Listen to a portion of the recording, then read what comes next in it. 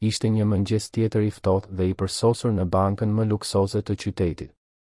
Por gjithçka u ndal kur një grua e pastrej hyri me vajzën e saj të sëmur duke kërkuar ndihmë. Ajo u poshtërua, u injorua dhe u trajtua si e pavlerë nga të gjithë. Derisa një burr i fuqishëm zbuloi një të vërtetë që heshti gjithë bankën dhe ndryshoi gjithçka përgjithmonë. Para se të filloni me këtë histori, mos harroni të abonoheni në kanalin ton, të lini një pëlqim në video, gjë që është shumë e rëndësishme për ne, dhe na tregoni nga cili qytet po e ndiqni këtë histori. Shira binte me forcë mbi xhamat e jetimores Shën Katerina, sikur donte të hynte brenda me dhunë, duke sjellë me vete të gjitha trishtimet e botës. Arbeni, vetëm 8 vjeç, mbante fort dorën e motrës së tij të vogël, Marinës, e cila ishte vetëm 5 vjeçe. Të dy ishin strukur në një cep të dhomës së pritjes, duke vëzhguar të rritur të panjohur që i analizonin sikur të ishin objekte në një vitrinë. Ishte dhjetor i vitit 1998 dhe ajo do të ishte hera e fundit që vëlla e motër do të ishin bashkë për shumë vite. Arbeni nuk e kuptonte plotësisht se çfarë po ndodhte, por ndjente në gjoks një ankth që dukej se donte t'i shkulte copa nga zemra. Marina qante me zë të ulët, duke fshehur fytyrën në shpatullën e vëllait të saj më të madh. Arben, kam frikë, përshpëriste ajo me zë të dridhur. Nuk ke pse të kesh frikë, Marin. Unë do të mbroj gjithmonë, të premtoj, përgjigjej Arbeni, duke i kaluar dorën nëpër flokët gështenjë të motrës, duke u përpjekur të qetësonte edhe atë, edhe veten. Në anën tjetër të dhomës, dy familje të ndryshme prisnin t'i takonin. Vëlla e motër nuk e dinin, por ajo ishte dita kur fatet e tyre do të ndaheshin përgjithmonë. Ose të paktën, kështu mendonin të gjithë. Familja Basha ishte elegante, e veshur mirë, me rroba të shtrenjta dhe një makinë importi të parkuar jashtë. Zoti Kujtim Basha ishte një biznesmen i suksesshëm në fushën e pasurive të paluajtshme, pronar i disa kompanive ndërtimi në Tiranë. Gruaja e tij, Kristina, ishte një grua e rafinuar që gjithmonë kishte dashur të kishte fëmijë, por kur nuk kishte arritur të mbetej shtatzën. Ata kishin vendosur të adoptonin një fëmijë, por donin vetëm një. Diçka në lidhje me të fillonin ngadalë, siç i shpjeguan asistentes sociale. Ai djali atje, më i madhi, ka një shikim inteligjent. Duket i zgjuar, komentoi Kujtimi, duke treguar me gisht në mënyrë diskrete drejt Arbenit. Po, i ka sytë të gjallë. Duhet të përshtatet mirë, ra dakord Kristina, duke e vëzhguar djalin me interes. Në anën tjetër të dhomës, ishte Teto Zyra, një grua e thjesht rreth 50 vjeçe, me duar të ashpërsuara nga puna e rëndë. Ajo ishte jetonte vetëm në një shtëpi të vogël në periferi të Tiranës dhe punonte si pastruese në disa shtëpi. Zyra kishte një zemër të madhe, por burime shumë të kufizuara. Edhe ajo donte të adoptonte vetëm një fëmijë, sepse ishte maksimumi që ja lejonte situata e saj financiare. Vajza e vogël është një ëmbëlsirë, i tha ajo asistente sociale, me sy plot butësi. Duhet të ketë shumë nevojë për dashuri. Asistentja sociale, një grua e quajtur Helena, ishte dukshëm e sikletosur me situatën. Ajo e dinte se ndarja e vëllezërve e motrave ishte gjithmonë një vendim i vështirë, por nuk kishte familje të interesuara për t'i adoptuar të dy bashkë. Arbeni dhe Marina ishin në jetimore prej 2 vitesh, që kur prindërit e tyre kishin vdekur në një aksident me makinë. Disa përpjekje për adoptim të përbashkët kishin dështuar. Shikoni, e di që nuk është e lehtë, por ju të dyja familjet jeni opsioni ynë më i mirë për momentin. Fëmijët kanë nevojë për një shtëpi dhe ju mund t'ua ofroni këtë, shpjegoi Helena, duke u përpjekur të binte veten po aq sa edhe të tjerët. Arbeni e kuptoi se diçka nuk shkonte kur asistentja sociale ju afrua atyre me një shprehje të shqetësuar. Ai instinktivisht e tërhoqi Marinën më afër vetes. Arben, Marin, duhet të flas me ju, tha Helena, duke u ulur në gjunjë në nivelin e tyre. Çfarë ka, Teto Helen, pyeti Arbeni. Ai gjithmonë e quante kështu asistenten sociale, edhe pse ajo I kishte shpjeguar disa herë se nuk ishte tezja e tij. Shikoni, kanë ardhur 2 familje shumë të mira që duan t'ju adoptojnë. Ato do t'ju japin shumë dashuri dhe një jetë më të mirë për të dy. Marina ngriti fytyrën e saj të lagur nga lotët. Do të qëndrojmë bashkë, apo jo, Teto Helen? Heshtja e Helenës ishte më e zhurmshme se çdo përgjigje. Arbeni e kuptoi në çast. Stomaku I tij u ndjes sikur I ra në 2 sheme. Jo. Nuk do të qëndrojmë bashkë, apo jo, pyeti ai, me zërin që I dridhej. Arben, biri im, ndonjëherë jeta na ndan fizikisht, por dashuria mes vëllezërve e motrave nuk thyet kurrë. Ju do të takoheni përsëri kur të rriteni. Jam e sigurt për këtë. Jo. Nuk dua të shkoj pa Marinën. Ajo është motra ime, bërtiti Arbeni, duke shtrënguar edhe më fort dorën e Marinës. Arben, nuk dua të rri pa ty, qau Marina, e dëshpëruar. Helena u përpoq t'i qetësonte të dy, por situata po bëhej gjithnjë e më e dhimbshme. Familjet vëzhgonin nga larg, gjithashtu të prekura nga skena. Më dëgjoni mirë, tha Helena, duke u mbajtur duart të dyve. Do të shënoj të gjitha të dhënat tuaja. Kur të mbushni 18 vjeç, do t'ju ndihmoj të takoheni përsëri. Ky është një premtim. Arbeni e shikoi Marinën në sy dhe mori një vendim që do ta mbante me vete për gjithë jetën. Marin, unë do të gjej. Nuk ka rëndësi sa vite kalojnë, nuk ka rëndësi ku je. Unë do të mësoj shumë, do të rritemi fort dhe do të kërkoj derisa të gjej. Ti je motra ime e vogël dhe unë kur nuk do të harroj. Premton, Arben? Premtoj për nënën dhe baban ton. Premtoj se do të gjej. Të dy u përqafuan me një forcë që dukej se donte t'i ngjiste përgjithmonë me njëri tjetrin. Ishte një përqafim lamtumire, por edhe premtimi. Një përqafim që përpiqej të ndalonte kohën, por që nuk mundi të pengonte jetën t'i çonte në rrugë krejtësisht të ndryshme. Familja Basha e mori Arbenin në një vilë në blok, një nga zonat më të pasura të Tiranës. Ai fitoi një dhomë më të madhe se e gjithë salla e jetimores, rroba firmato, shkollë private dhe të gjitha mundësitë që parat mund të blinin. Kujtimi dhe Kristina ishin njerëz të mirë që e donin vërtet Arbenin si djalin e tyre. Ai u rrit me gjithë komoditetin e mundshëm dhe u inkurajua të studionte dhe të ëndërronte gjëra të mëdha. Marina shkoi të jetonte me teto Zyrën në një shtëpi të thjeshtë në kombinat. Obori ishte i vogël, por kishte një pemë ftoj që bënte fruta të ëmbla. Zyra bënte çmos për t'i dhënë dashuri dhe kujdes Marinës, por jeta ishte e vështirë. Parat ishin gjithmonë të pakta dhe Marina u rrit duke mësuar që në moshë të re se jeta kërkonte luftë dhe sakrificë. Vitet kaluan si faqe që kthehen. Arbeni u bë një iri i shkëlqyer, u diplomua me nota të larta për administrim biznesi në Universitetin e Tiranës, bëri një MBA jashtë vendit dhe filloi të punonte në tregun financiar. Inteligjenca dhe vendosmëria e tij e çuan shpejt në maj. Në moshën 35 vjeçare, ai ishte tashmë ortak në një nga firmat më të mëdha të investimeve në vend dhe aksioner në disa banka.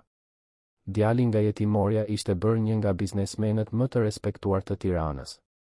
Por sado sukses që arrinte, sado para që grumbullonte, Arbeni kur nuk arriti ta harronte plotësisht fytyrën e motrës së vogël që kishte premtuar se do ta gjente. Ndonjëherë, në mes të takimeve të rëndësishme apo negociatave milionere, e gjente veten duke menduar për Marinën. Ku do të ishte? Si do të ishte jeta e saj? A ishte mirë? A ishte e lumtur? Ai u përpoq ta kërkonte disa herë, duke punësuar detektiv privat dhe hetues, por gjurmët ishin gjithmonë të ftohta. Jetimorja Shën Katerina ishte mbyllur, asistentja sociale Helena kishte ndërruar jetë dhe regjistrat ishin shpërndar ose humbur. Ishte si të kërkoje një gjilpër në një mullar me barë sa gjithë Shqipëria. Marina, nga ana tjetër, pati një jetë shumë më të vështirë.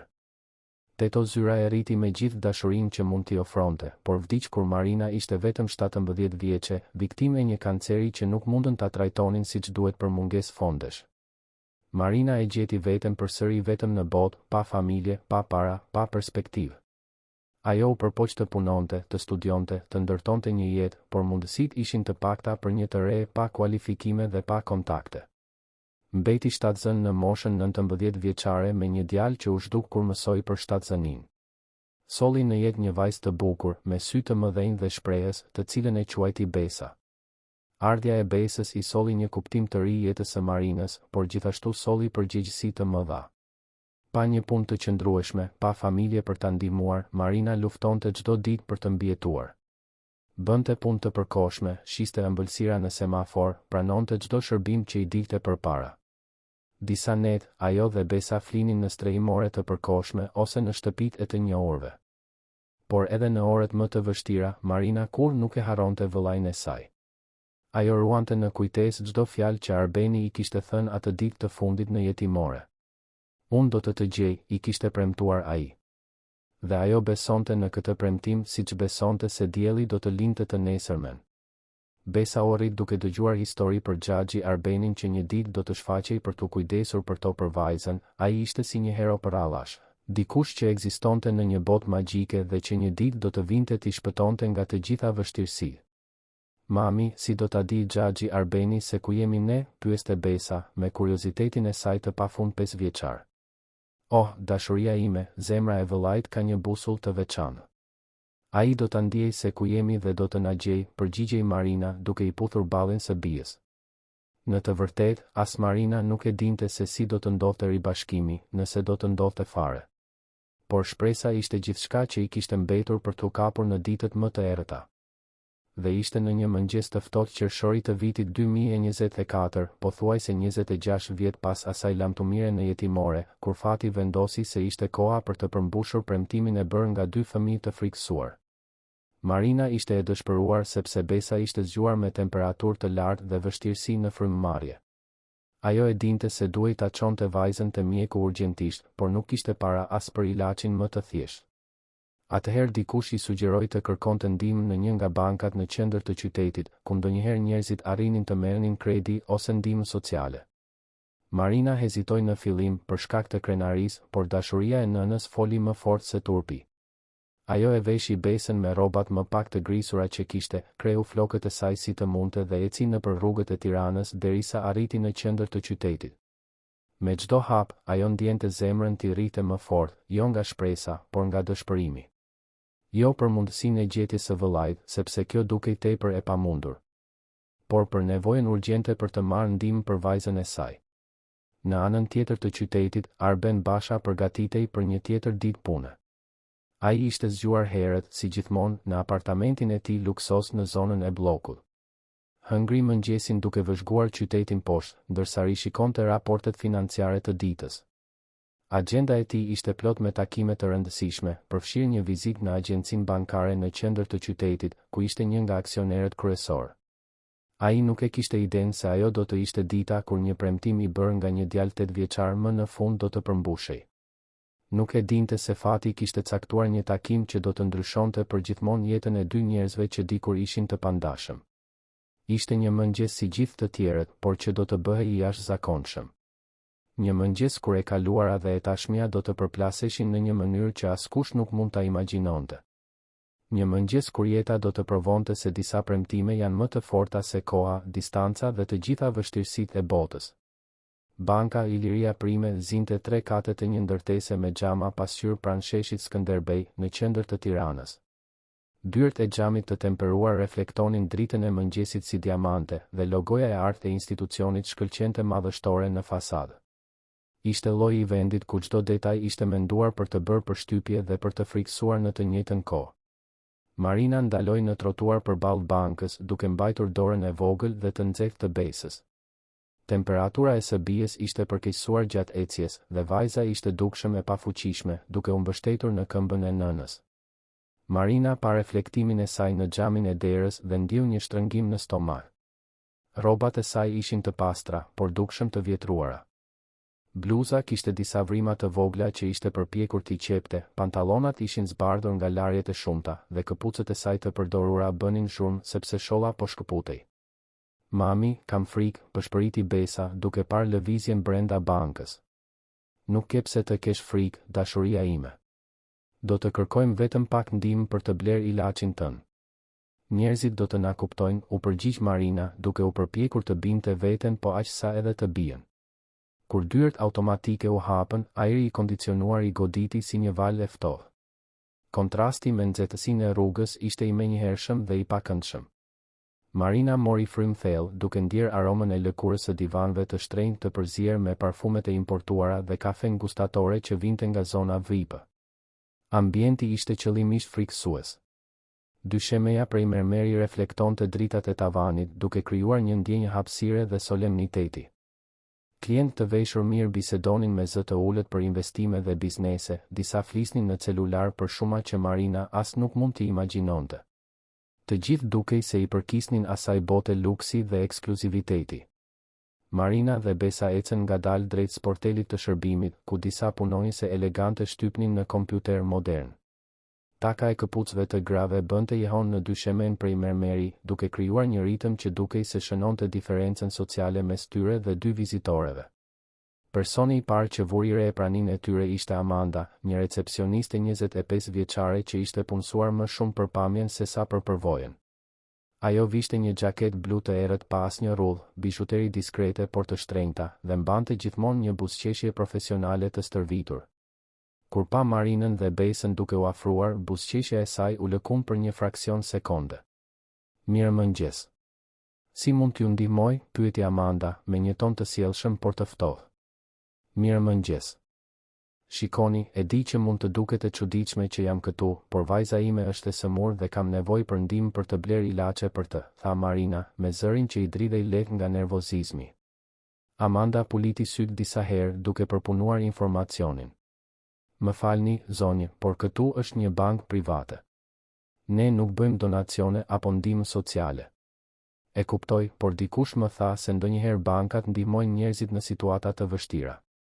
Nuk kam kujt tjetër t'i drejtohem, këmbënguli Marina, duke ndjer lotët t'i digjnin sy.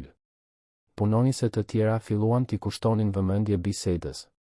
Carla, një menaxhere marrëdhëniesh me klientë 30 vjeçare, u afrua me një shprehje kurioziteti të përzier me siklet.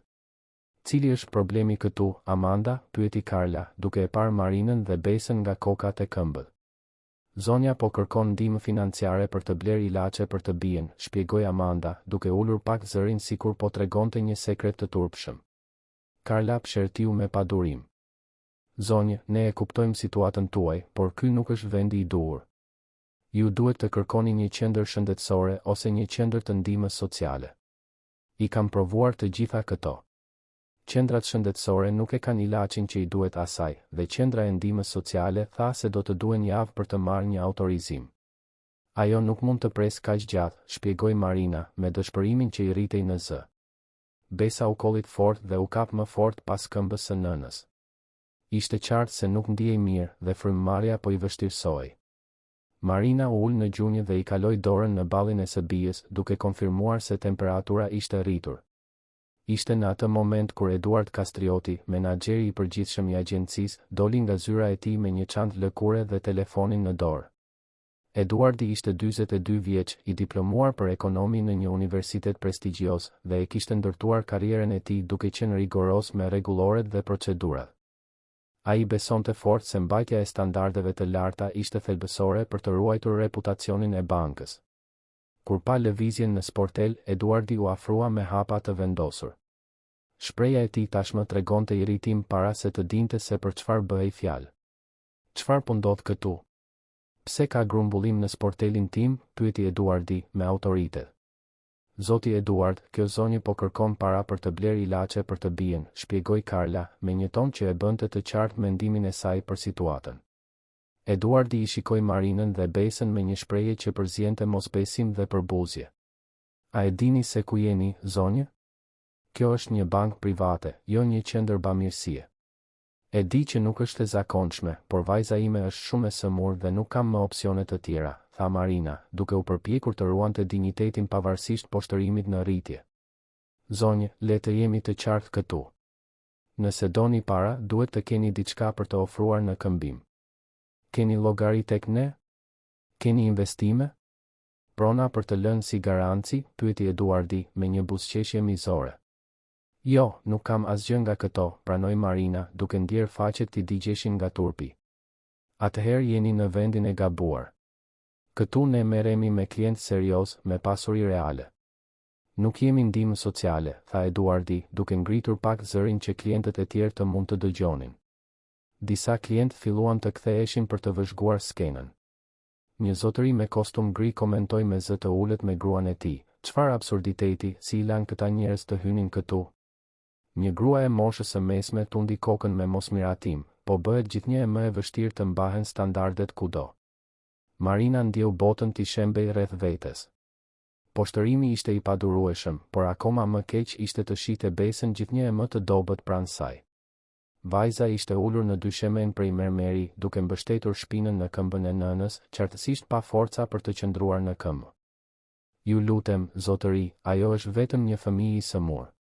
Premtoj se do t'ju a kthej në çfarëdo mënyre që të mundem, u lut Marina, me lotët që i rridhnin nëpër fytyrë. Eduardi qeshi me zë të lartë, një tingull i pakëndshëm që bëri jehon në ambient. Ju do t'i ktheni? Me çfarë parash? Duke shitur çfarë në rrugë? Ai shikoi përreth, duke kërkuar miratimin e punonjësve të tjerë. Njerëz, apo e shihni këtë? Ajo mendon se kjo bankë është zyrë Fajdexhiu e lagjes. Disa punonjëse qeshën në mënyrë diskrete. Një klient i ri me kostum tepër të shtrenjtë komentoi me mikun e tij, e pabesueshme si disa njerëz nuk e din vendin e tyre. Atmosfera në bankë po bëhej gjithnjë e marrëmiqësore dhe e sikletshme. Shikoni këtu, zonjë, vazhdoi Eduardi, qartësisht i kënaqur me audiencën që kishte mbledhur. Nëse doni para të lehta, ka vende të tjera për këtë. Këtu ne respektojmë punën e ndershme dhe meritën. Ju duhet të kërkoni punë, jo lëmosh. Marina dridhej nga poshtërimi dhe zemërimi, por shqetësimi i saj për besën fliste më fort se çdo ndjenjë tjetër. Unë punoj, zotëri. Bëj gjithçka për të mbajtur vajzën time. Por ajo është e sëmurë dhe unë nuk kam para për ilaçin sot. Punoni duke bërë çfarë? Duke lypur në rrugë, provokoi Eduardi, duke shkaktuar më shumë të qeshura keqtash se nga të pranishmi. Ishte pikërisht në atë moment kur dyert automatike u hapën përsëri dhe Arben Basha hyri në bankë. I gjatë, imponues, i veshur me një kostum Armani të prerë në mënyrë perfekte, këpucë italiane që kushtonin më shumë se paga vjetore e shumë njerëzve, dhe një prani që komandonte respekt të menjëhershëm. Arbeni kishte një takim të caktuar me drejtorinë për të diskutuar investime të reja. Si një nga aksionerët kryesor, ai vizitonte rregullisht agjencitë për të ndjekur personalisht ecurinë e bizneseve. Ardhja e tij gjithmonë shkaktonte një lëvizje delikate mes punonjësve, të gjithë donin të linin një përshtypje të mirë të njeriu që kishte fuqinë të ndryshonte karrierat e tyre me një fjalë. Menjëherë, disa njerëz u rreshtuan. Amanda korrigjoi qëndrimin, Carla kontrolloi shpejt nëse flokët ishin në rregull, dhe madje edhe disa klientë shikuan me kuriozitet dhe respekt drejt njeriut që rrezatonte sukses. Arbeni po ecte drejt ashensorit që do ta çonte në katin e drejtorisë kur diçka e bëri të ndalonte. Një zë që nuk e kishte dëgjuar prej 26 vitesh, por që do ta njihte kudo në botë, edhe pas gjithë asaj kohe. Ju lutem, më duhet vetëm ndihmë për vajzën time. Gjaku i Arbenit ngriu në vena. Ai ktheu ngadalë kokën në drejtim të zërit dhe pa një grua të ulur në gjunjë në dyshemen prej mermeri, duke përqafuar një fëmijë të vogël. Gruaja ishte qartësisht në një situatë të vështirë, me rroba të thjeshta dhe të vjetruara, por kishte diçka në profilin e fytyrës së saj, në harkun e hundës së saj, në mënyrën se si mbante fëmijën. Marina? Fjala doli nga buzët e Arbenit si një pëshpërim, pothuajse e padëgjueshme. Marina ngriti fytyrën e saj të lagur nga lotët në drejtimin nga erdhi zëri. Kur sytë e saj takuan ata të Arbenit, koha ndaloi plotësisht. Zhurma e bankës u zhduk, njerëzit përreth u bën të padukshëm dhe 26 vitet e ndarjes u fshin në një çast. Arben? Zëri i saj doli si një fill, i ngarkuar me mosbesim, shpresë dhe 26 vite mall. Të dy qëndruan të palvizur duke parë njëri tjetrin sikur po shihnin fantazma. Arbeni ndjeu këmbët t'i dridheshin dhe për një moment mendoi se do t'i binte të fikët. Marina vazhdoi e ulur në gjunjë në dysheme, por sytë e saj u mbushën me një dritë që nuk kishte shkëlqyer prej dekadash. Eduardi, pa kuptuar se çfarë po ndodhte, u përpoq të rifitonte kontrollin e situatës. Zoti Basha, më vjen shumë keq për këtë siklet. Tashmë po e zgjidhim situatën dhe po i largojmë këta njerëz nga ambientet. Fjalët e Eduardit e prenë momentin si një brisk. Arbeni u kthye drejt tij me një shprehje që e bëri menaxherin të bënte një hap prapa instinktivisht. Çfarë thatë ju? Zëri i Arbenit ishte i ulët, i kontrolluar, por i ngarkuar me një furi që i bëri të gjithë përreth të ndjenin një të dridhur. Thash se po i largojmë këta njerëz që po bezdisnin klientët tanë, përsëriti Eduardi, ende pa e kuptuar seriozitetin e asaj që po ndodhte. Arbeni shikoi përreth fytyrat pritëse të punonjësve dhe klientëve, të gjithë në pritje të reagimit të tij. Ai pa buzëqeshjen mizore ende të stampuar në fytyrën e Eduardit, shprehjen e superioritetit të punonjësve, shikimet përbuzëse të klientëve. Dhe pastaj shikoi përsëri Marinën, motrën e tij të vogël, të ulur në gjunjë në dysheme sikur të ishte një lypse. Diçka brenda gjoksit të Arbenit u thye në një mijë copa dhe u rindërtua menjëherë, e shndërruar në diçka shumë më të fortë dhe më të vendosur. Ai eci ngadalë deri aty ku ishte Marina, hoqi xhaketën e kostumit dhe ja vendosi me delikatesë mbi supe. Pastaj u ul në gjunjë në dyshemen prej mermeri, duke u vendosur në të njëjtin nivel me të dhe i zgjati duar. Marina, motra ime, tha ai, me zërin e mbushur me emocion. Të thash se do të gjeja. U vonova shumë, por të gjeta. Marina shpërtheu në lot, 26 vite dhimbje, mall, luftë dhe dëshpërim dolën të gjitha për një herë. Arbeni e përqafoi aty, në mes të bankës, pa u shqetësuar për rrobat e tij të shtrenjta apo për njerëzit që shikonin. Ishte përqafimi që duhej të kishte zgjatur përgjithmonë atë pasdite në jetimore, më në fund duke u plotësuar. Besa, edhe pse e sëmur dhe e hutuar, e kuptoi instinktivisht se diçka e jashtëzakonshme po ndodhte. Ishte Xhaxhi Arbeni i historive të mamas.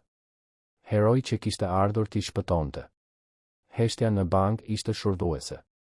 Të gjithë vëzhgonin, të pabesuar, njeriun më të pasur dhe më të fuqishëm të asaj agjencie të ulur në gjunjë në dysheme, duke përqafuar gruan që minuta më parë po e poshtëronin. Eduardi ndjeu botën e tij të shembej. Karriera e tij, reputacioni i tij, gjithçka po shkatërrohej ndërsa kuptonte se kishte bërë gabimin më të rënd të jetës së tij profesionale. Por Arbeni ende nuk kishte mbaruar. Ai u ngrit, ndihmoi Marinën të ngrihej në këmbë dhe mori besën në krah me kujdes. Pastaj u kthye për t'u përballur me të gjithë ata që kishin poshtëruar familjen e tij. Dhe atëherë filloi stuhia e vërtetë. Arbeni qëndroi në këmbë në mes të bankës, duke mbajtur besën në krah, me Marinën pranë tij ende duke u dridhur nga emocioni. Vajza ishte qartësisht me temperaturë, por sytë e saj të mëdhenj vëzhgonin gjithçka me një përzierje hutimi dhe magjepsieje. Ishte sikur ajo e dinte se po dëshmonte diçka që do t'i ndryshonte jetën përgjithmonë. Heshtja në ambient ishte e rëndë, e ngarkuar me pritshmëri dhe tension. Të gjithë të pranishmit, punonjës, klient, roje sigurie, prisnin të shihnin se çfarë do të ndodhte më pas. Arbeni shikoi ngadalë përreth, sytë e tij duke kaluar nëpër çdo fytyrë, duke memorizuar çdo shprehje të atyre që kishin marrë pjesë në poshtërimin e familjes së tij. Eduard, tha Arbeni, zëri i tij i qetë por me një autoritet që e bëri menaxherin të drejtohej instinktivisht. Eja këtu. Eduardi u afrua me hapa hezitues, me fytyrën e zbehtë si letër. E gjithë arroganca e tij ishte zhdukur, e zëvendësuar nga një panik në rritje ndërsa filloi të kuptonte magnitudën e asaj që kishte bërë. Zoti Basha, unë nuk e dija se ishte motra juaj. Po ta dija, filloi Eduardi me zë të dridhur. Arbeni ngriti dorën duke e ndërprerë. Po ta dije çfarë? Që ishte motra ime? Ky është justifikimi yt? Zëri i tij u ngrit pak, por ishte ende i kontrolluar. Atëherë më shpjego diçka, Eduard. Pse fakti që ishte motra ime do të bënte ndryshim në trajtimin që ju duhet t'i jepni çdo qenie njerëzore? Eduardi hapi dhe mbylli gojen disa herë, pa arritur të formonte një përgjigje koherente. Fjalët dukej se i kishin ikur plotësisht nga mendja. Ajo pushoi se qeni një person i denjë për respekt sepse ishte me rroba të thjeshta? Vajza e saj pushoi së merituari dhe mshuri sepse ju gjykuat se nuk i përkisnin standardit social të kësaj banke, vazhdoi Arbeni, zëri i tij duke fituar intensitet. Marina vëzhgonte skenën pa arritur ta besonte plotësisht atë që po ndodhte. Për kaq shumë vite, ajo e kishte imagjinuar se si do të ishte ribashkimi me Arbenin, por kur në skenar të tillë. Të shihte vëllain e saj, tani një burr i fuqishëm dhe i respektuar, duke e mbrojtur atë me kaq vendosmëri, zgjonte tek ajo një përzierje krenarie, mirënjohjeje dhe një emocion të thellë që nuk arrinte ta emërtonte. Zoti Basha, ju lutem, më lejoni të shpjegoj, u përpoq Eduardi përsëri, derisa filloi t'i shfaqej në ball. Ne kemi protokolle, procedura që duhet të ndjekim. Kjo bank i shërben një publiku specifik. Protokolle, përsëriti Arbeni, zëri i tij tani i ngarkuar me indinjad. Cili protokoll ju autorizon të qeshni me një nën të dëshpëruar? Cila procedurë ju lejon të poshtëroni një fëmijë të sëmur? Besa u kollit fort në krahët e Arbenit, duke u kujtuar të gjithëve urgjencën e situatës mjekësore. Arbeni menjëherë e drejtoi vëmendjen te vajza, duke i kaluar dorën butësisht në ballin e saj të nxehtë. Marina, ajo ka nevojë për një mjek tani, tha Arbeni, zëri i tij papritur i pushtuar nga shqetësimi atëror. Cili është problemi i saj shëndetësor? Pneumoni, u përgjigj Marina me zërin ende të dridhur. Filloi si një grip, por u përkeqësua shumë ditët e fundit. Mjeku i qendrës shëndetësore tha se i duhet një antibiotik specifik, por është i shtrenjtë dhe unë nuk i gjeta dot paratë. Arbeni ndjeu një zemërim edhe më të madh të rritej në gjoksin e tij.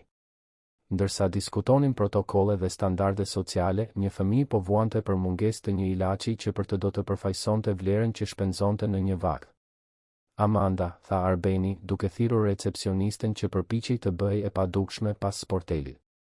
Telefono tani spitalin amerikan. Thuaj se është urgjente, se zoti Arben Basha po dërgon një fëmijë me pneumoni dhe se dua pediatren më të mirë në dispozicion. Tani. Amanda mori telefonin me duar që i dridheshin. Të gjithë e dinin se kur Arben Basha jepte një urdhër, duhej të ekzekutohej menjëherë. Dhe ti, Karla, vazhdoi Arbeni, duke u kthyer nga menaxherja e marrëdhënieve. Thirr një ambulancë private. Dua të jetë këtu brenda 5 minutash. Po, zotëri, u përgjigj Karla, duke marrë celularin e saj shpejt. Arbeni pastaj u kthye përsëri te Eduardi, i cili qëndronte i palvizur si një statuj, ende duke përpunuar katastrofën në të cilën ishte futur. Tani le të kthehemi te biseda jon, Eduard. The se kjo bank i shërben një publiku specifik. Më trego saktësisht cili është ky publik. Eduardi gëlltiti pështymën. Zoti Basha, ne u shërbejmë njerëzve me të ardhurat të larta, investitorëve, biznesmenëve. Njerëzve me para, e përmblodhi Arbeni. Dhe më thuaj diçka, a mendon se paratë e një personi përcaktojnë vlerën e tij si qenie njerëzore? Jo, zotëri, sigurisht që jo, u përgjigj Eduardi shpejt. Por ishte pikërisht kjo që demonstrove këtu sot, tha Arbeni, zëri i tij duke u bërë më i ftohtë. Ti e poshtërove motrën time sepse gjykove se ajo nuk ishte para të mjaftueshme për të merituar një trajtim të denjë. Ti qeshe me situatën e një fëmije të sëmur sepse mendove se kjo ishte argëtim. Klientët e tjerë të bankës vëzhgonin skenën në heshtje të plodh. Shumë filluan të ndjenin një siklet në rritje, duke kujtuar reagimet e tyre kur pan Marinën dhe Besën. Burri që kishte komentuar për mbajtjen e standardeve ishte qartësisht i turpëruar, duke shmangur shikimin në drejtim të Arbenit. Dua që të gjithë të dëgjojnë mirë atë që do të them tani, tha Arbeni, duke ngritur zërin që të gjithë në bank të mund ta dëgjonin. Kjo grua është Marina, motra ime, dhe ky fëmijë është Besa, Besa ime.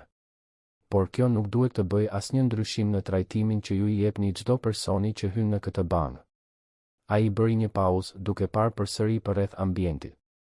Për vite me radhë, unë besoja se kjo bank përfaqësonte shkëlqimin në shërbim. Sot zbulova se në të vërtet ju ngatëroni shkëlqimin me arrogancën dhe prestigjin me paragjykimin. Ambulanca mbërriti në atë moment dhe mjekët hynë shpejt në bank me një barel të vogël. Arbeni u adorzoi Besën me kujdes atyre, duke shpjeguar shpejt situatën mjekësore. Mami, thiri Besa, duke i zgjatur dorën e vogël Marinës. Unë do të vi me ty, dashuria ime, tha Marina, duke u ngjitur në ambulancë. Edhe unë do të vi, tha Arbeni, pa hezitim. Eduard, kur të kthehem, dua një takim me të gjithë stafin e kësaj agjencie. Dhe nuk do të jetë një takim i këndshëm. Ndërsa ambulanca largohej, Eduardi mbeti i palvizur në mes të bankës së zbrazur, duke e ditur se karriera e tij kishte marrë fund. Në spital, Besa u trajtua menjëherë nga Dr. Petrita Mema, një nga pediatret më të mira të Tiranës. Pas një sër analizash, ajo konfirmoi se ishte pneumoni, por që me trajtimin e duhur vajza do të shërohej plotësisht. Ajo do të qëndrojë e shtruar për disa ditë për të marrë antibiotikun në vend dhe për të monitoruar shërimin e saj, shpjegoi doktoresha. Por ju e sollët në momentin e duhur. Edhe disa ditë më vonë dhe mund të ishte më e komplikuar. Marina mbante dorën e Besës, e cila tashmë ishte më rehat në një krevat spitali të pastër dhe komod, e lidhur me pajisje që monitoronin shenjat e saj jetësore. Diferenca midis ambientit steril dhe të kujdesshëm të spitalit dhe kushteve të vështira në të cilat jetonin ishte e theksuar. Arben, tha Marina, kur mbetën vetëm në korridorin e spitalit. Nuk di si të falënderoj. Jo vetëm për sot, por ti e mbajte premtimin. Arbeni u ul pranë saj në një nga koltuqet e korridorit. Nga afër, ai mund të shihte shenjat që jeta e vështirë kishte lënë në fytyrën e motrës së tij. Rrudha shqetësimi, sy që kishin parë më shumë vështirësi se sa duhej, duart të ashpërsuara nga puna e rëndë. Marina, më fal, tha ai, me zërin e mbushur me emocion. Të kërkova, betohem që të kërkova. Punësova hetues, kontrollova arkiva, por... E di, e ndërpreu Marina, duke i vendosur dorën mbi të tijën. E di që më kërkove. Dhe e dija se do të më gjeje një ditë. Gjithmonë e kam ditur. Të dy qëndruan në heshtje për disa momente, duke përthitur madhështinë e ribashkimit. 26 vite ndarje nuk mund të fshieshin me njëherë, por dashuria mes vëllait dhe motrës kishte mbetur e paprekur. Më trego për besën, tha Arbeni. Më trego për jetën tënde. Marina i tregoi gjithçka. Vdekjen e Teto Zyrës, shtatzënin, vështirësitë financiare, punët e përkohshme, netët e kaluara në strehimore. Arbeni dëgjoi çdo fjalë me zemër të shtrënguar, duke imagjinuar se çfarë kishte kaluar motra e tij vetëm ndërsa ai ndërtonte një perandori financiare. Po ti, Arben? Si ishte jeta jote? Pyeti Marina. Arbeni i tregoi për familjen Basha, edukimin e tij të privilegjuar, suksesin në biznes. Por rrëfeu se gjithmonë kishte ndjer një zbrazë ti, një mall të vazhdueshëm për diçka që nuk arrinte ta emërtonte. Kur nuk u ndjeva i plotësuar, pranoi ai. Edhe me gjithë suksesin, gjithmonë ndjeja se mungonte diçka thelbësore. Tani e di se çfarë ishte. Ishe ti kur u kthyen në bankë në fund të pasdites, pasi u siguruan se besa ishte stabile dhe e kujdesur mirë, Arbeni thiri një takim me të gjithë punonjësit e agjencisë. Salla e mbledhjeve ishte e tensionuar, me të gjithë që e dinin se ndryshime drastike do të vinin. Eduardi nuk ishte më i pranishëm. Ishte pushuar nga puna me telefon një orë më parë. Dua që të gjithë të kuptojnë diçka, filloi Arbeni, duke qëndruar në këmbë përballë sallës. Ajo që ndodhi këtu sot ishte e papranueshme. Jo vetëm sepse personi i poshtëruar ishte motra ime, por sepse asnjë qenie njerëzore nuk duhet të trajtohet në atë mënyrë. Amanda uli syt, duke e ditur se edhe ajo do të pushohej nga puna. Kjo bankë do të kalojë nëpër ndryshime të thella, vazhdoi Arbeni. Do të rishikojmë të gjitha protokollet tona të shërbimit. Do të trajnojmë ekipin ton për të trajtuar të gjithë njerëzit me dinjitet, pavarësisht nga pamja e tyre apo situata financiare. Ai bëri një pauzë, duke parë çdo punonjës në sy. Dhe dua të lë diçka shumë të qartë, kush nuk arrin të përshtatet me këtë filozofi të re e pune, është i lirë të kërkojë punë diku tjetër. Sepse kjo bankë nuk do të jetë më një ambient ku paragjykimi dhe arroganca tolerohen. Karla ngriti dorën me ndrojtje. Zoti Basha, si do të identifikojmë se kush mund të ndihmohet vërtet dhe kush po përpiqet të përfitojë? Arbeni e shikoi atë me një shprehje serioze. Karla, kjo është pikërisht mentaliteti që duhet të ndryshojë. Reagimi ynë i parë nuk mund të jetë të dyshojmë të njerëzit. Duhet të jetë të përpiqemi të kuptojmë dhe të ndihmojmë. Ai eci deri te dritarja, duke parë qytetin poshtë. Do të krijojmë një program të vërtetë të përgjegjësisë sociale. Jo vetëm donacione për institucione, por shërbim direkt për njerëzit në situata të vështira. Dhe çdo punonjës i kësaj banke do të marrë pjesë në trajnime për empatinë dhe përfshirjen sociale. Takimi zgjati edhe një orë, me Arbenin që detajonte ndryshimet që do të zbatoheshin. Kur mbaroi, shumë punonjës ishin reflektues, disa qartësisht të sikletosur me ndryshimet, të tjerë të interesuar sinqerisht për të qenë pjesë e një kulture të re organizative. Atë natë, Arbeni nuk u kthye në apartamentin e tij luksoz.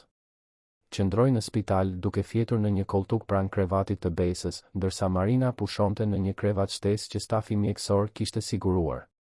Për herë të parë në 26 vjet, vëlla e motër ishin përsëri bashkë. Dhe pavarësisht të gjitha vështirësive që do të duhej të përballonin ende, pavarësisht gjithë kohës së humbur që kur nuk mund të rikuperohej, ata e dinin se kur më nuk do të ndaheshin. Premtimi i bërë nga një djalë 8 vjeçar më në fund ishte përmbushur, por ai ishte vetëm fillimi i një udhëtimi të rindërtimit familjar dhe transformimit personal që do të ndryshonte jo vetëm jetët e tyre, por jetën e shumë njerëzve të tjerë rreth tyre. Ndërsa ruante gjumin e mbesës së tij, Arbeni mendoi për të gjitha mundësitë e humbura, për të gjitha ditëlindjet që nuk mundi t'i festonte me Marinën, për të gjitha herët që ajo kishte nevojë për ndihmë dhe ai nuk ishte aty. Por gjithashtu mendoi për të ardhmen. Për mënyrën se si mund të përdorte pozitën dhe burimet e tij jo vetëm për të kujdesur për familjen që kishte rigjetur, por për të siguruar që familje të tjera të mos kalonin atë që kishin kaluar Marina dhe Besa. Ishte një përgjegjësi e madhe, por për herë të parë në jetën e tij, Arbeni ndjente se kishte gjetur një qëllim të vërtet për gjithë pasurinë dhe fuqinë e tij. Ribashkimi kishte qenë vetëm hapi i parë. Tani do të fillonte udhëtimi i vërtet i rindërtimit. 6 muaj kishin kaluar që nga ai mëngjes që ndryshoi gjithçka. Vjeshta po mbërrinte në Tiranë duke i lyer pemët me nuanca të arta, dhe qyteti ndiqte ritmin e tij të shpejt, por për disa njerëz bota ishte transformuar plotësisht. Besa vraponte në përkopshtet e kompleksit ku tani jetonte me të ëmën, një fëmijë krejtësisht ndryshe nga ajo vajza e brish dhe e sëmur që kishte hyrë në bank atë ditë fatidike. Sytë e saj shkëlqenin nga shëndeti dhe gëzimi, dhe buzëqeshja e saj ndriçonte çdo ambient. Pneumonia ishte vetëm një kujtim i largët dhe trajtimet e rregullta mjekësore siguronin që ajo të rritej e fortë dhe e shëndetshme.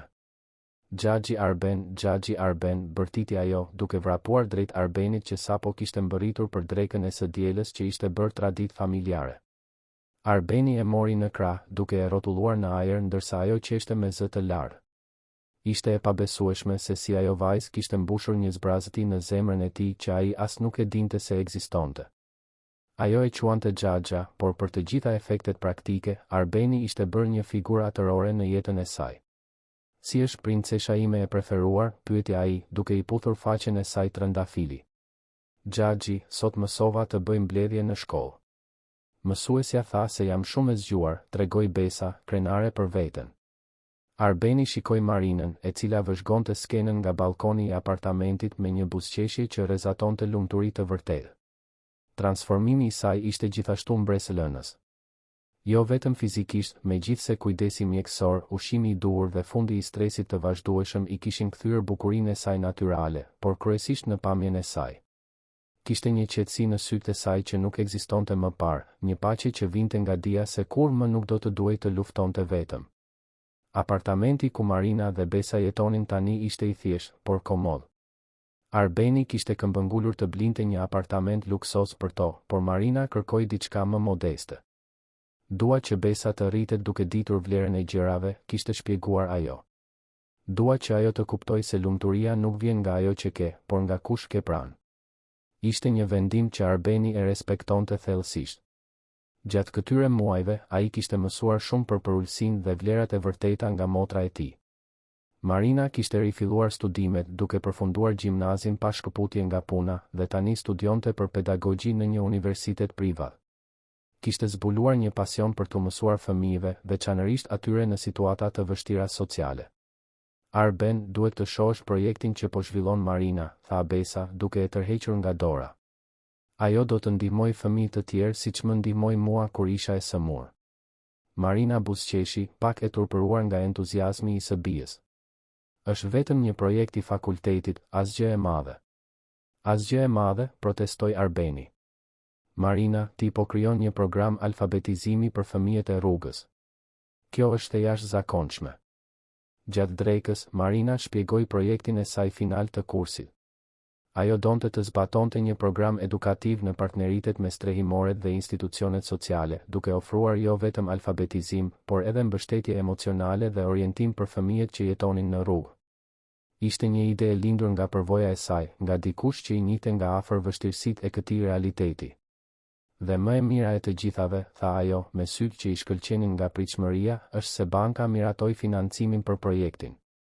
Do të arrijmë të ndihmojmë më shumë se 200 fëmijë në vitin e parë. Arbeni buzëqeshi, krenar për iniciativën e motrës dhe gjithashtu për ndryshimet që kishte zbatuar në institucionin financiar. Banka Illyria Prime ishte bërë një referencë në përgjegjësinë sociale, por jo vetëm për programet e saj ndihmëse. Transformimi i vërtet kishte ndodhur në kulturën organizative.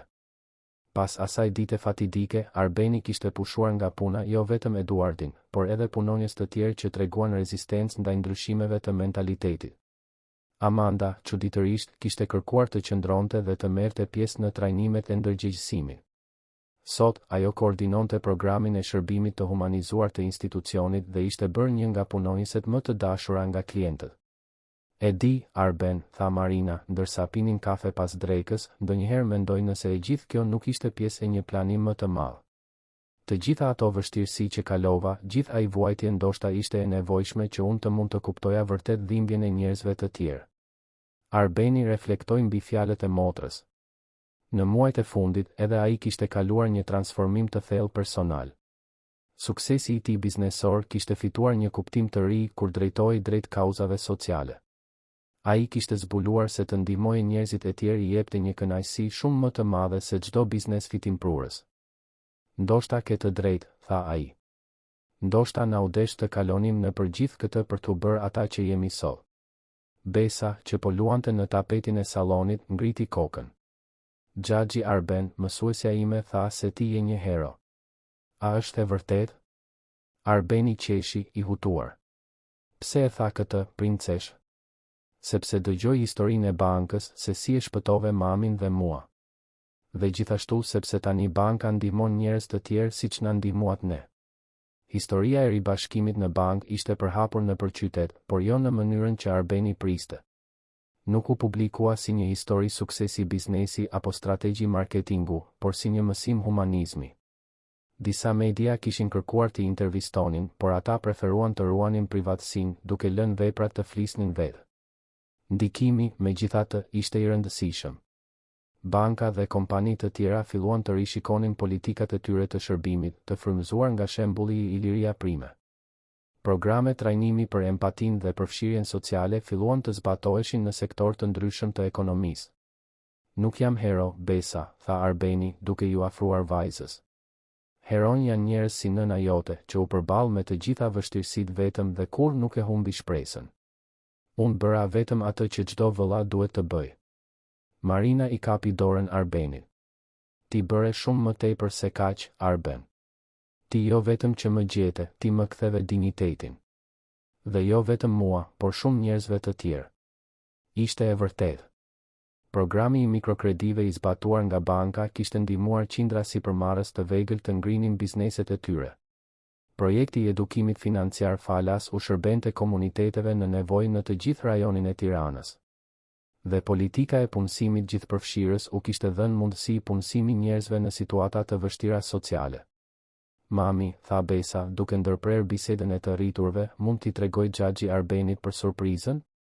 Marina qeshi. Po, mundesh, dashuria ime. Besa vrapoi në dhomën e saj dhe u kthye me një flet letre me ngjyra. Ishte një vizatim që ajo kishte bërë në shkollë, duke treguar 3 figura të kapura për dore, një grua, një burr dhe një fëmijë i vogël. Është familja jon, shpjegoi ajo, krenare për veprën e saj artistike. Mësuesja na kërkoi të vizatonim familjen tonë dhe unë vizatova ty, mamin dhe veten. Arbeni ndjeu sytë ti mbusheshin me lodh. Që fëmijë, ai kishte ëndërruar të kishte përsëri një familje të plotë. Suksesi profesional kur nuk e kishte mbushur atë zbrazët i. Tani, duke parë atë vizatim të thjesht të bërë nga një fëmijë 6 vjeçar, ai ndjente se më në fund kishte gjetur vendin e tij në botë.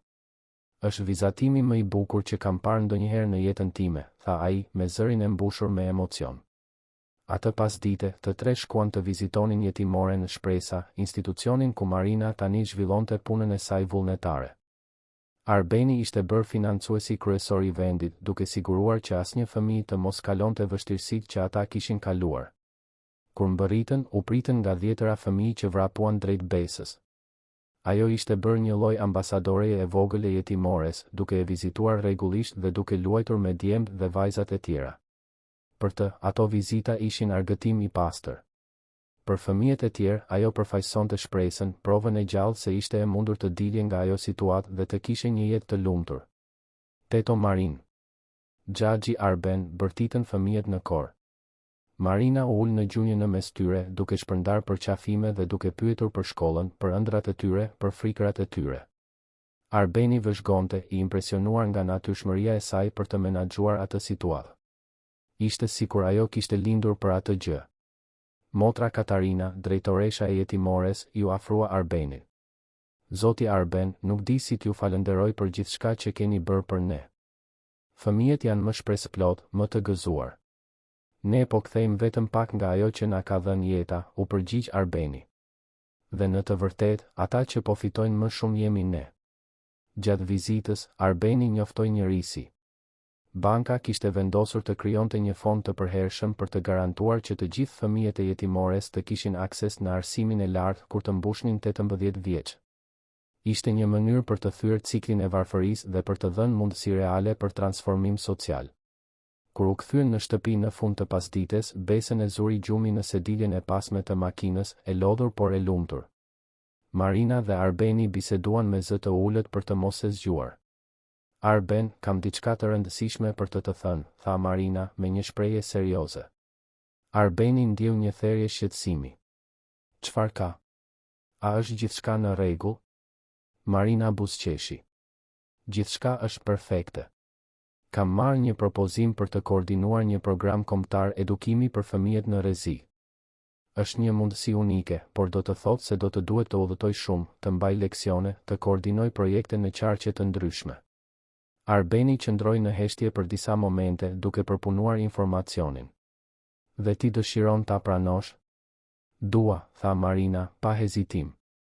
Ndjej se është qëllimi im, mënyra ime për të shpërblyer gjithçka të mirë që ka ndodhur në jetën time. Por do ta pranoj vetëm nëse ti pranon të jesh një lloj kumbari i projektit. Kumbari? Po. Dua që ti të jesh partneri im në këtë. Burimet e tua, ndikimi yt, rrjeti yt i kontakteve së bashku, mund të arrijmë mira fëmijë në të gjithë vendin. Arbeni shikoi fytyrën e vendosur të motrës dhe buzëqeshi. Ishte e pabesueshme se si ajo kishte gjetur forca për të transformuar dhimbjen e saj në qëllim, përvojën e saj në një mjet ndihme për të tjerët. Pranoj, tha ai, pa hezitim. Në të vërtetë, nuk mund të imagjinoj diçka më të mirë për të bërë me pjesën tjetër të jetës sime. 3 muaj më vonë, në një mëngjes me diell pranvere, Arbeni ishte në skenën e një auditori të mbushur plot, duke prezantuar Marinën para një audiencë edukatorësh, biznesmenësh dhe autoritetesh publike nga e gjithë Shqipëria. Ajo ishte e bukur, elegante, por kryesisht e sigurt në vetvete, duke folur me pasion për projektin e saj kombëtar të edukimit gjithëpërfshirës. Motra ime Marina përfaqëson provën e gjallë se nuk ka rëndësi nga vjen, por ku dëshiron të shkosh, tha Arbeni, duke përfunduar prezantimin e tij. Ajo i transformoi plagët e saj në mençuri, vështirësitë e saj në dhëmshuri dhe historinë e saj në shpresë për mira njerëz të tjerë. Audienca u ngrit në një ovacion të ngrohtë. Marina u ngjit në skenë, përqafoi vëllain dhe ju drejtua mikrofonin. Disa muaj më parë, isha e humbur, e dëshpëruar, pa ditur si të kujdesesha për vajzën time të sëmur, filloi ajo, me zë të fortë por të emocionuar. Sot jam këtu sepse besoj se çdo person meriton një shans të dytë, çdo fëmijë meriton një mundësi, dhe çdo familje meriton të jetë e bashkuar. Ajo bëri një pauzë, duke parë Arbenin në rreshtin e parë, ku ai ishte ulur pranë Besës, e cila ndiqte me krenari prezantimin e nënës së saj. Vëllai im më mësoi se nuk ka rëndësi sa kohë kalon, dashuria e vërtetë gjithmonë gjen një rrugë për t'u kthyer. Dhe sot unë dua t'ju mësoj juve se nuk ka rëndësi sa e vështirë është situata juaj, gjithmonë ekziston shpresa. Prezantimi ishte një sukses absolut.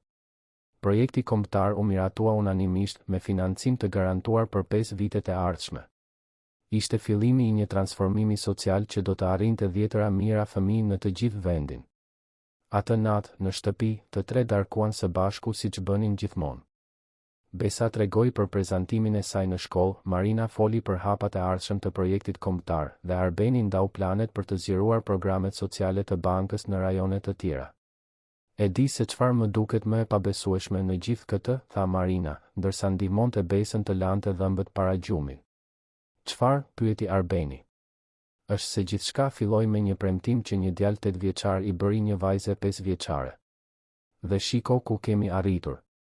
Pasi Besën e zuri gjumi, Arbeni dhe Marina qëndruan në balkon duke vëzhguar dritat e qytetit. Tirana shtrihej para tyre si një oqean mundësish dhe sfidash. Arben, tha Marina, duke thyer heshtjen e rehatshme. A e mban mend se çfarë tha teto Helena atë ditë në jetimore? Që dashuria mes vëllezërve e motrave nuk thyet kurrë, u përgjigj Arbeni menjëherë. Ajo kishte të drejtë. Edhe me gjithë këto vite të ndarë, edhe me të gjitha vështirësitë, lidhja jon kurrë nuk u këpull. Dhe tani është më e fortë se kurrë. Arbeni tundi kokën, duke ndjerë një mirënjohje të pamaskë për gjithçka që kishin arritur së bashku. Dhe do të bëhet edhe më e fortë. Sepse tani kemi një mision së bashku. Të kujdesemi për njëri tjetrin dhe të kujdesemi për ata që kanë nevojë, e plotësoi Marina. Pikërisht. 6 muaj më vonë, programi kombëtar i koordinuar nga Marina tashmë u shërbente më shumë se 10.000 fëmijëve në 15 qarqe të Shqipërisë. Banka Illyria Prime u bë një referencë kombëtare në përgjegjësinë sociale korporative. Arbeni u ftua të mbante ligjërata për humanizimin e biznesit në universitete dhe evente ndërkombëtare. Por ajo që i bënte më krenar ishte rritja e besës. Vajza ishte bërë një fëmijë i shkëlqyer, bujar dhe plot ëndra. Ajo fliste se donte të bëhej mësuese si nëna dhe biznesmene si Xhaxhai për të ndihmuar edhe më shumë fëmijë. Një pasdite të shtune, ndërsa Besa luante në park me fëmijë të tjerë, Marina dhe Arbeni bisedonin për të ardhmen. Ndonjëherë mendoj se si historia jon mund të kishte qenë ndryshe, tha Marina. Po sikur ti të mos kishe hyrë në bank atë ditë? Po sikur unë të isha dorëzuar dhe të isha larguar? Arbeni tundi kokën. Nuk do të kishte ndodhur. E di që jo. Sepse disa gjëra janë më të mëdha se rastësia, Marina. Disa takime janë shkruar në zemër që në fillim. A mendon se prindërit tanë do të ishin krenar? Pyeti Marina, duke parë qiellin. Jam i sigurt, u përgjigj Arbeni. Ata gjithmonë donin që ne të qëndronim të bashkuar. Dhe tani nuk jemi vetëm vëlla e motër të ribashkuar. Jemi një familje që po ndihmon familje të tjera të qëndrojnë të bashkuara. Besa vrapoi drejt tyre, e gulquar nga loja. Xhaxhi Arben, mami, u tregova fëmijëve se si u takuat dhe tani të gjithë duan të kenë një vëlla ose xhaxha për t'u kujdesur për ta gjithashtu. Arbeni dhe Marina shkëmbyen një shikim bashkëpunues. Ishte pikërisht kjo që ata po përpiqeshin të bënin përmes projekteve të tyre. Të krijonin një rrjet kujdesi dhe mbrojtjeje që asnjë fëmijë të mos ndihej i braktisur siç u ndjen ata një ditë. Dhe çfarë u the atyre? Pyeti Marina. U thash se të gjithë kanë dikë të veçantë diku dhe se ndonjëherë duhet vetëm të kemi durim dhe të besojmë se do ta gjejmë atë person. Atë natë, Arbeni mendoi për të gjitha kthesat që kishte marrë jeta. Sikur dikush t'i kishte thënë disa vite më parë se do të gjente lumturinë e tij të vërtet jo në një negociat milionere, por në një përqafim të mbesës apo në buzëqeshjen krenare të motrës, ai nuk do ta kishte besuar. Por ja ku ishte, në moshën 41 vjeçare, më në fund duke kuptuar se çfarë do të thoshte të kishe një jetë të plotë. Nuk ishte çështje se sa para kishe në bank, por sa njerëz mund të përqafoje kur ktheheshe në shtëpi. Nuk ishte çështje se sa punonjës punonin për ty, por sa jetë mund të prekje pozitivisht. Premtimi i bërë nga një djalë i frikësuar ishte shndërruar në diçka shumë më të madhe. Ishte bërë një qëllim jete, një mision familjar, një transformim social që përhapet në valë koncentrike, duke arritur njerëz që ata as nuk i njihnin. Dhe kur Arbenin e zuri gjumi atë natë, në krevatin e tij të rehatshëm të apartamentit të tij luksos, ai e dinte se për herë të parë në dekada flinte vërtet në paqe. Sepse më në fund kishte kuptuar se pasuria e vërtet nuk ishte në numrat e llogarisë së tij bankare, por në lidhjet që e bashkonin me njerëzit që donte. Marina, Besa dhe ai nuk ishin thjesht një familje e ribashkuar. Ata ishin prova e gjallë se dashuria është forca më e fuqishme në univers, e aftë të mposh kohën, distancën, vështirësitë dhe të gjitha barrierat që bota mund të krijojë. Dhe kjo forcë do të vazhdonte të përhapet nga fëmijat e fëmija, nga familjet e familja, duke krijuar një zinxhir shprese që ndoshta një ditë mund të ndryshonte të gjithë botën. Dhe kështu, të dashur dëgjues, arritëm në fund të udhëtimit të Arbenit, Marinës dhe Besës. Një histori që na mëson se koha kur nuk i fshin lidhjet e vërteta të zemrës, se një premtim i bërë me dashuri gjithmonë gjen rrugën e tij për t'u përmbushur, dhe se ndonjëherë duhet të kalojmë nëpër errësirën më të thellë për të gjetur dritën tonë të vërtetë.